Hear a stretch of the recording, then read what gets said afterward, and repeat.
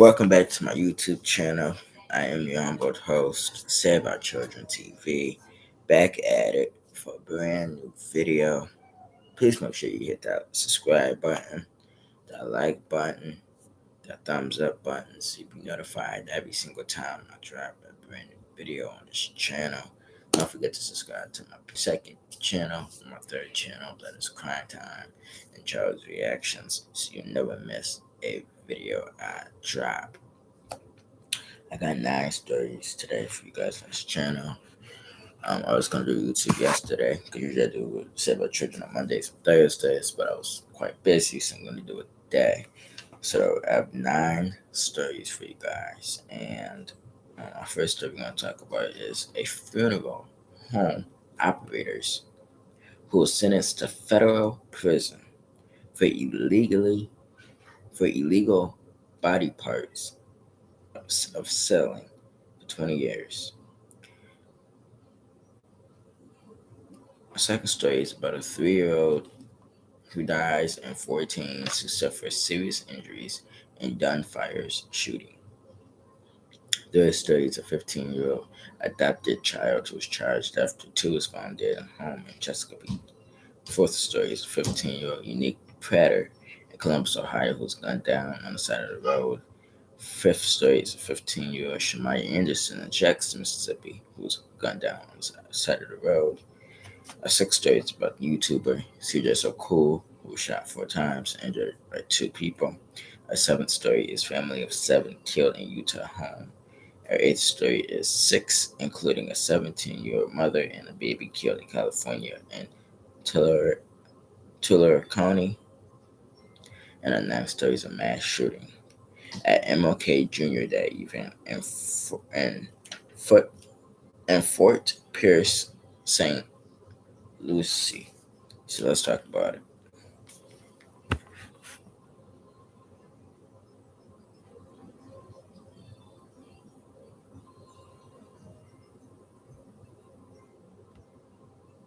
Speaking of the MLK mass shooting, it says woman dies after mass shooting at MLK Day celebration. So looks like somebody died from their injury.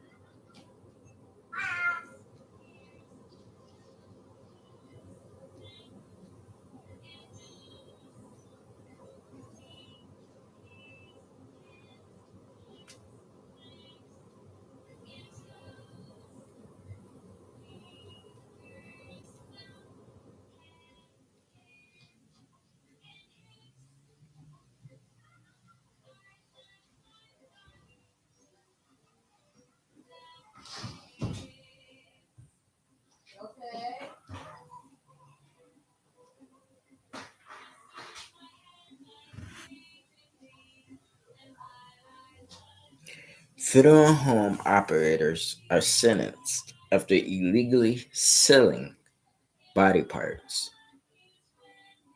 This is an update Thursday, January the 5th, 2023.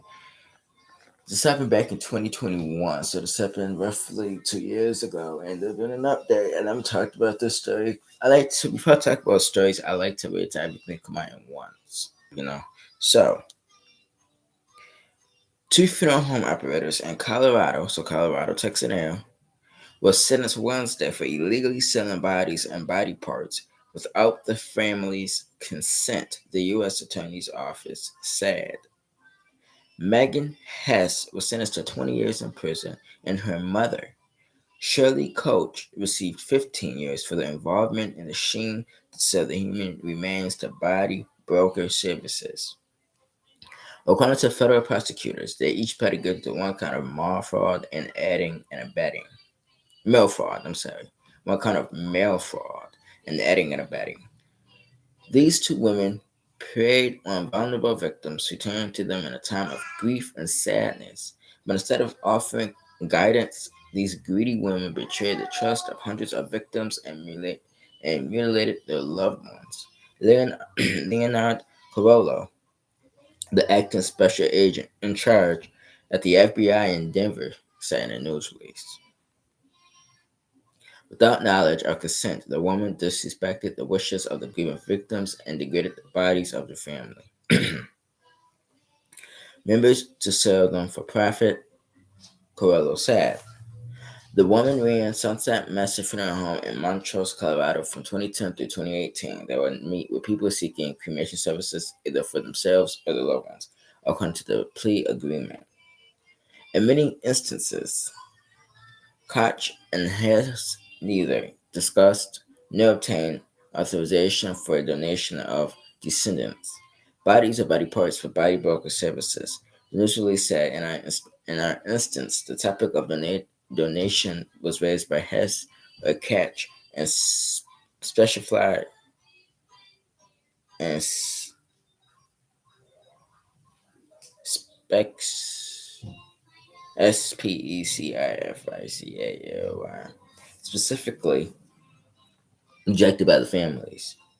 In such circumstances, despite lacking any authorization, Koch and has recovered body parts from or otherwise prepared entire bodies of hundreds of descendants for body broker services.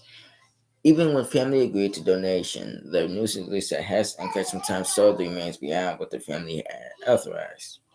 The two women also delivered cremated remains to families that did not belong to the family's loved ones, the news release said. In some cases, the pair would ship bodies and body parts that tested positive for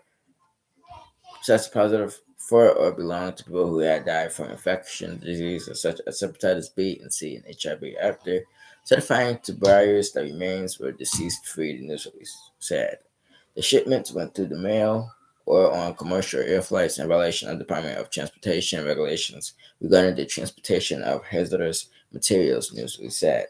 The defendants' conduct was horrific and morbid and driven by greed. U.S. Attorney Cole Finnegan said they took advantage of numerous victims who were at the lowest point given the recent loss of a loved one.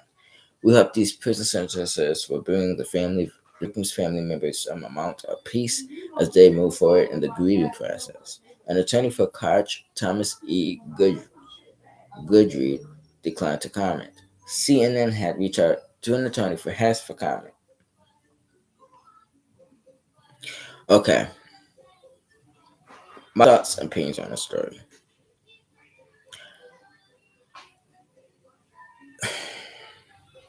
People are going through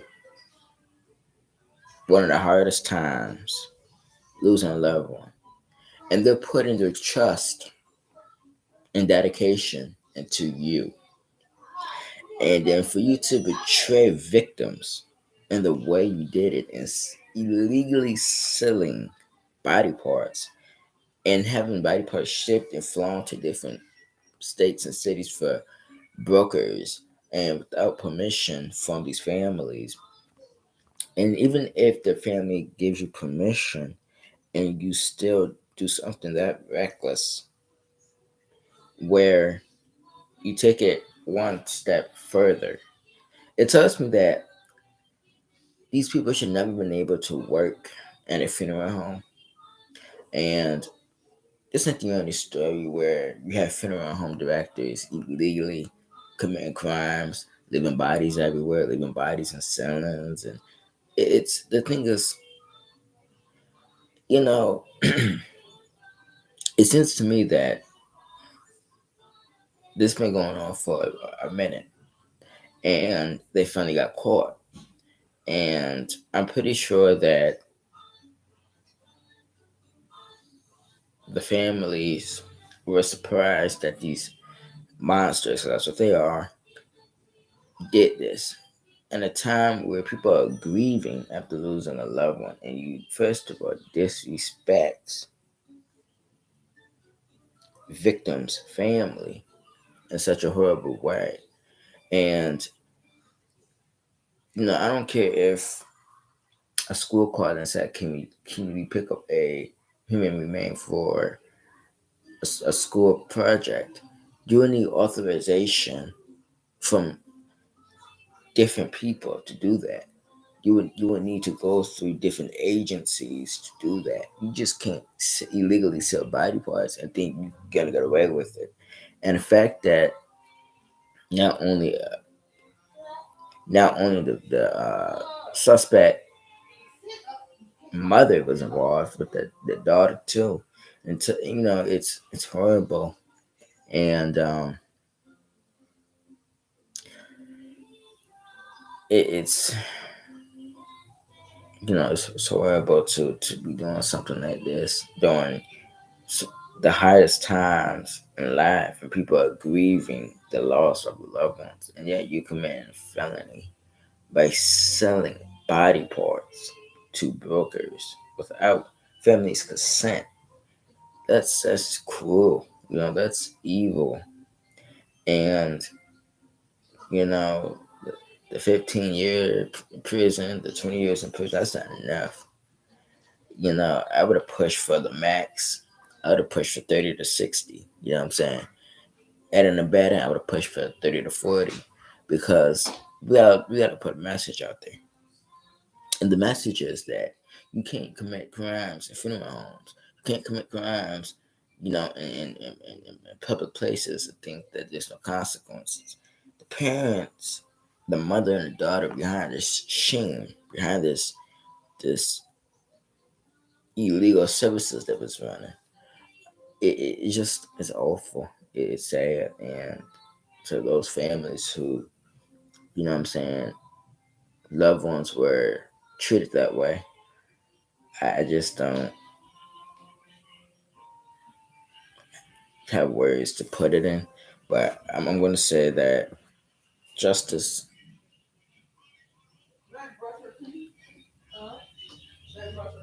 justice will come. And God don't like ugly. And when you tamper with human remains like that, then you deserve to be in prison. You deserve to be locked up behind bars. We got to start holding people like this accountable. People like that shouldn't be working in our funeral homes. They shouldn't be working nowhere around human remains. Because if this is how they treat human remains, imagine how they treat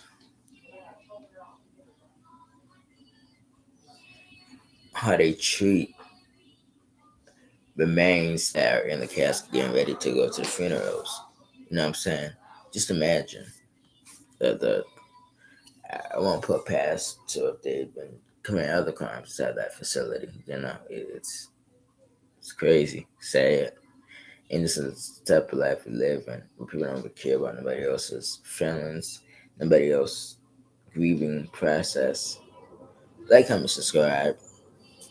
Colorado, Texas, back air, and I hope the family can get through this and heal and grieve and find peace and comfort through all this because this is horrible, sad, and people like that don't need to be in our society. And show these women in prison weapon to evil in prison because they're gonna get theirs. All right. We're on story 2 out of 9.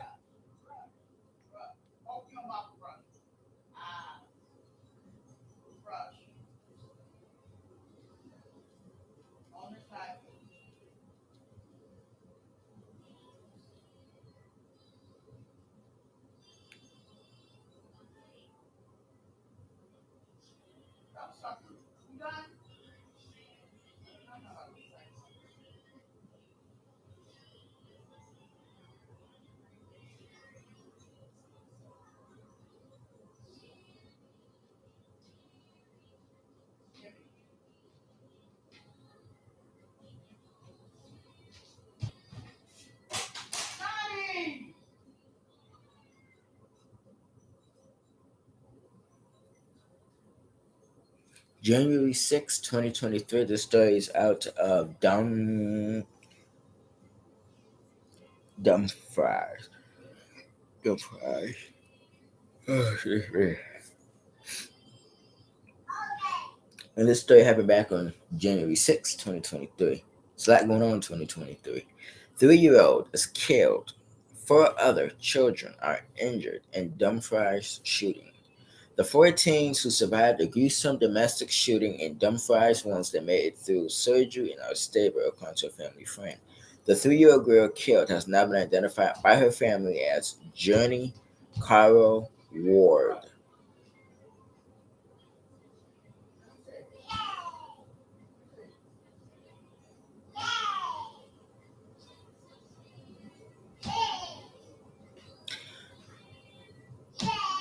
Number one, Dumfries section area, wherever this is located. Number two, this is the 3-year-old who's killed. Yeah, yeah.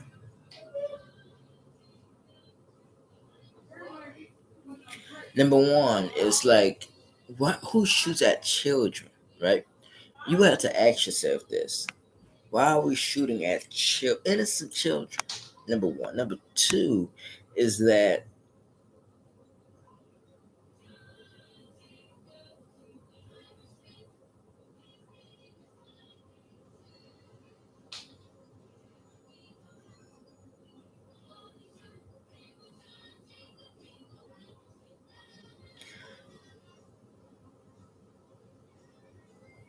the thing is that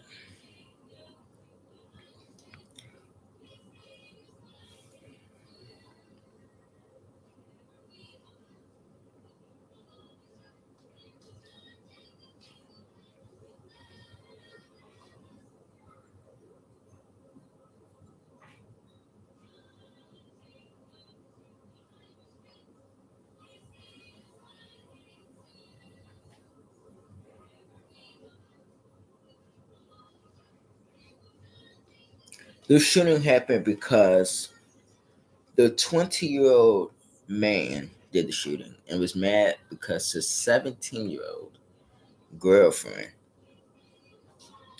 he was mad because he couldn't get the EBT card. So he chose to shoot and kill a 3-year-old child, and I believe he killed the 17-year-old, if I'm not mistaken. Let me see.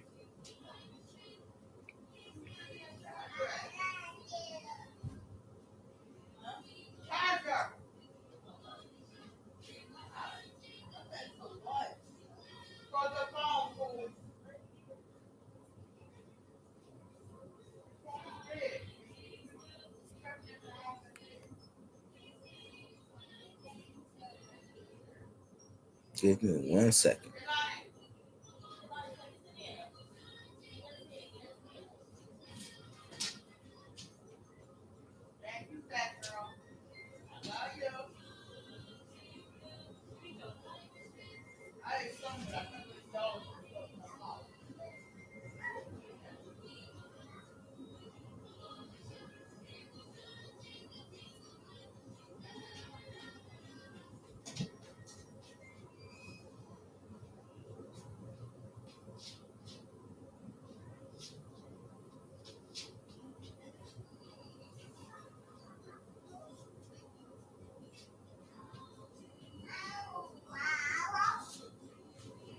So, like one in the media, woman and son freezes to death after mother flees with the children. 16-year-old killed in Toyota shooting for death at police. And so, a lot going on in the media.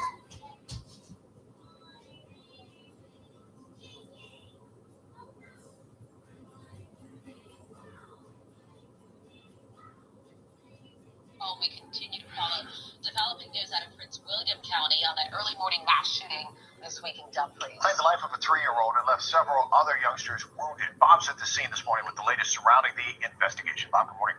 Hey, Steve, Ned, good morning to you. 4 of the shooting victims are still in the hospital this morning.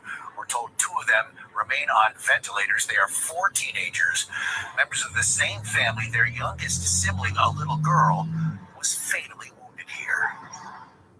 This is Journey Carol Ward, just 3 years old. shot and killed Wednesday morning inside her family's home on Milroy Drive here in Dumfries.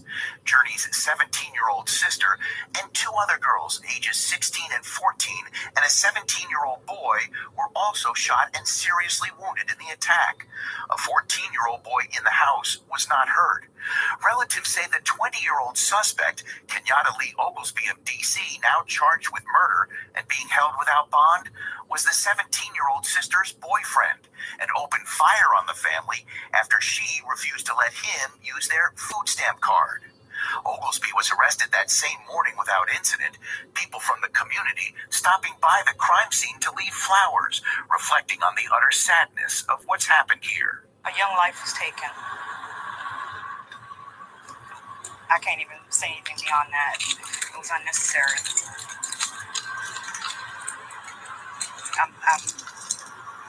I'm feeling for the family. Compounding this family's grief is the fact Journey's mother, the mother of three of the wounded teenagers, died of complications from diabetes last September. Portia Carroll leaving behind 8 children. Most of them were living here at their grandmother's house, getting adjusted to their new life that's now been shattered once again. And a GoFundMe page has been established for the Carroll Gatling family. Already, guys, several $1,000s has been collected. Bob, thanks very much. In the meantime, Okay. So the mother was, let's see, the children are living with the grandmother and the aunt. With the grandmother, I think the aunt came over to visit, but they was at work. I think the mother died. The mother passed maybe September, maybe a year ago, September, due to complications to diabetes. Number two, they was living with the aunt, the grandmother. I guess the aunt just went over there. They was at work at the time. This is the thing.